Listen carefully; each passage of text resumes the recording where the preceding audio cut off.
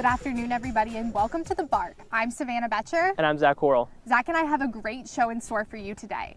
We sat down with Campbell Donovan and highlighted Butler's top 3 #gritty not pretty moments of the season. And coming up later in the show, we will highlight the upcoming women's lacrosse and softball teams and see what it is they're doing to get ready for their respective seasons. But first, we have some basketball to cover.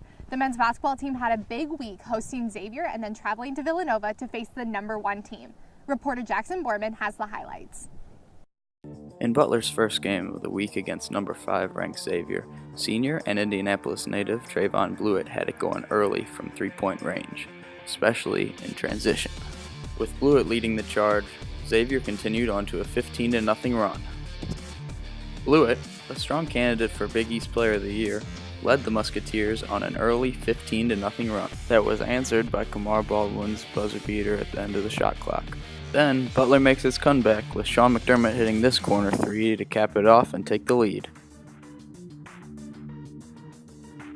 Xavier wasn't going to go down quietly, which led Blewett and Butler senior Keelan Martin to trade buckets for the rest of the game. Martin would go on to lead all scorers with 34 points on 6 made three-pointers. With just seconds remaining in regulation, Butler's Kamar Baldwin knocked down this long ball to send the game to overtime, but was answered in the overtime period by Trayvon Blewett once again. Blewett led Xavier with 26 points on 6 of his own threes, leading Xavier to the win, 98-93. In their next game, Butler played on the road against #1 in the nation Villanova and got out to a hot start from beyond the arc, knocking down threes from Kamar Baldwin and Keelan Martin early. Martin continued his impressive scoring numbers from the Xavier game and would go on to score 30 points on 8 made long balls, including this deep transition 3 that would go on to put Butler ahead by double digits. But Villanova rallied in the second half, where stars Jalen Brunson and Dante DiVincenzo came alive to finish with 27 and 30 points respectively. Villanova's run was sealed off by the steal and dunk by Mikal Bridges, which ensured the 11-point win for the Wildcats. Not to be lost in the men's team's rough week was the Butler women's basketball team, who dropped 2 Big East Conference games right here in Hinkle Fieldhouse this past weekend. Jacob Mummert has the latest. The women's basketball team lost both games at Hinkle over the weekend, losing to DePaul on Friday and Marquette on Sunday. The Dogs were off to a good pace in the first half of the DePaul game, never trailing, and ended the half tied at 34 with the #1 team in the Big East. Whitney Jennings scored 14 points in the first quarter, going 4 for 5 from deep. Junior forward Tori Schickel controlled the paint in the first half, limiting the Blue Demons to just 38% shooting from the field. The Blue Demons answered in the second half, putting up 29 on the Dogs in the third quarter. The Dogs fought back but couldn't come out with a win, losing 86-68. Only 2 Bulldogs finished the game with double figures in scoring. Redshirt junior guard Whitney Jennings led the Dogs with 23, with sophomore guard Kristen Spolier not too far behind at 16. Sophomore forward Shantae Stonewall led the Blue Demons in scoring with 16, while all 5 starters for DePaul ended the night in double figures. Sophomore guard-forward combo Shea Bry led the Dogs defensively with 3 steals. The next game didn't get any easier. The Dogs faced Marquette on Sunday. The women's basketball team was celebrating its 3 seniors that game, but still couldn't pull out the win. The Dogs started the game well, outscoring the Golden Eagles 10-4. However, the Golden Eagles fired back with a 7-0 run. Marquette continued to push and limited the Dogs to just 8 points in the second quarter. The Golden Eagles took the lead at the half and never looked back. The final score was 78-59 in Marquette's favor. The Dogs will hit the road to finish out their season, facing Providence, Creighton, and Xavier before playing in the Big East tournament. Walk-ons have always been a favorite here at Butler. Last year, Dog Pound's favorite Stephen Bennett graduated, but it took no time for Butler fans to find his replacement, Campbell Donovan. Our reporter, Olivia Frajot, sat down with Campbell to learn more about the walk-on who is stealing the hearts of many.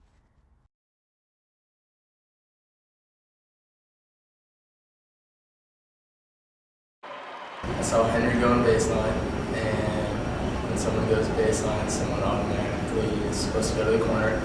So I was in the spot to go to the corner, and then he went up for a layup, and I was like, oh, he's just going to make a layup. But then he kind of bobbled it and tipped it out to me. I'm like, oh gosh, here we go. Campbell Donovan is a freshman walk-on scoring his first basket on February 3rd against DePaul. According to ESPN, Donovan averages 2.3 minutes per game and 0.6 points per game, but he plays a bigger role than just statistics. The next step to this thing for DePaul. Henry badly drives it to the basket, knocked away. Campbell Donovan. There you go. The walk-on, the freshman with his first basket of the season.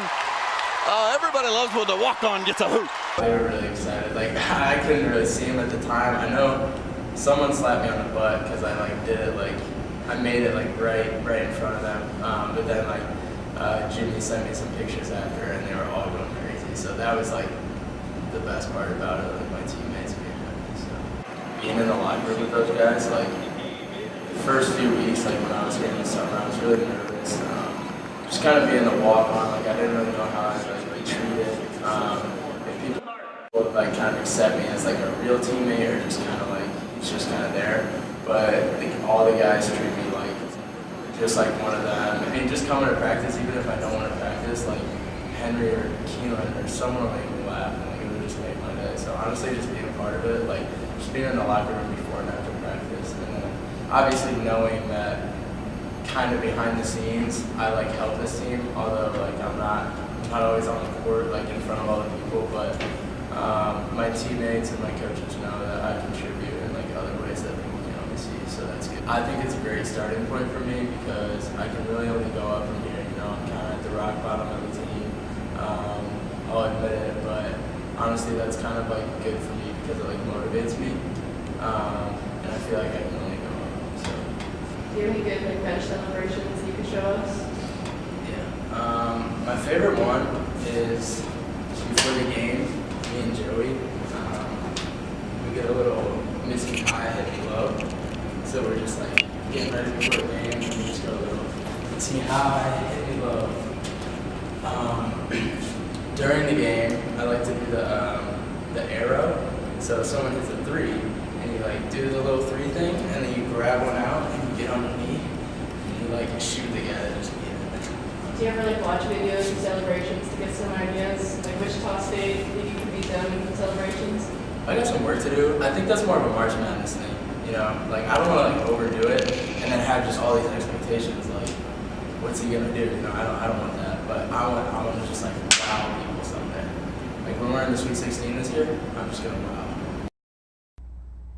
Butler basketball has produced some memorable moments this season, and it's been highlighted by the hashtag Gritty Not Pretty, which has turned into the team's motto this season. Savannah took to the court to highlight the 3 grittiest moments this season. Show us what you got, Savannah. Thanks, Zach. I'm inside of Hinkle Fieldhouse, where Butler's men's basketball team has had many great victories throughout this season. Their season has also been characterized by the hashtag Gritty Not Pretty. While Butler basketball has seen many great victories, they've also come to those victories through hard-fought plays that I'm about to walk you through. Here's my top 3 hashtag Gritty Not Pretty moments of the season. They know how to dance. Bridges trying to answer off the back of the iron. Jorgensen with the rebound. It was right here that Cole Jorgensen caught that rebound and began to make his way up the court. He went 8 for 13 from the field and 4 for 7 from the three-point line. As he began to cross half court, he took 2 wide steps, pulled up. On those threes, oh my goodness. Wow, he is feeling it. He made it, and the crowd went wild.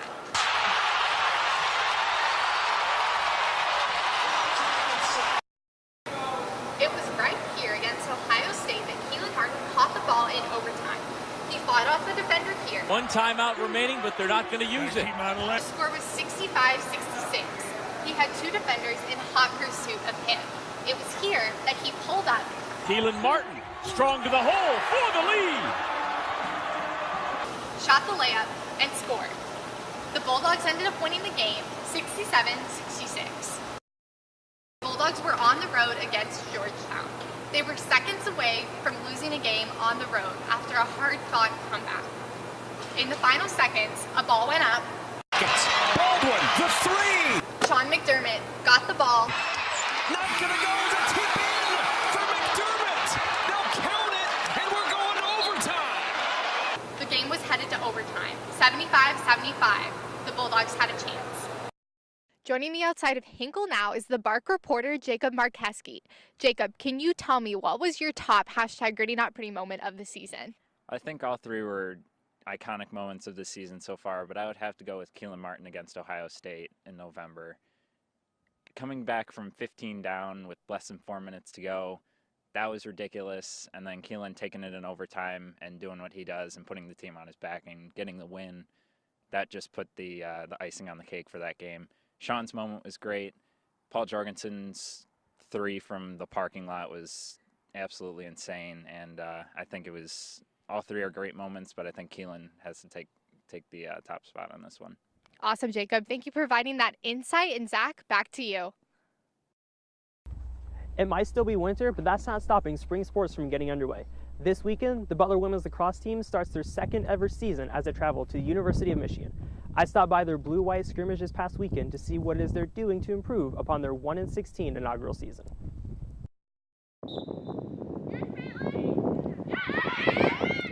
It's time to grab the sticks. The Butler University women's lacrosse season will get underway this weekend as the team begins just its second ever season at Butler. The Bulldogs come off an inaugural season that saw just one win, a 16-13 victory against Gardner-Webb. Overall, the team ended last season 1-16.